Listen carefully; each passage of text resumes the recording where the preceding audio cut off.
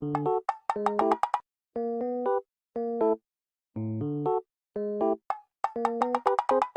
guys, I'm back.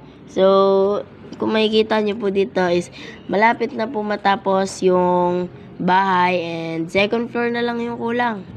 Papunta na sila dun, tsaka yan.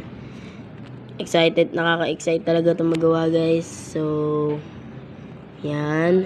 May mga trabahador dyan. Ang bibilis nila gumawa no guys, kasi nung last na video is ano pa lang yun, mabuha-buhangin pa. Yan.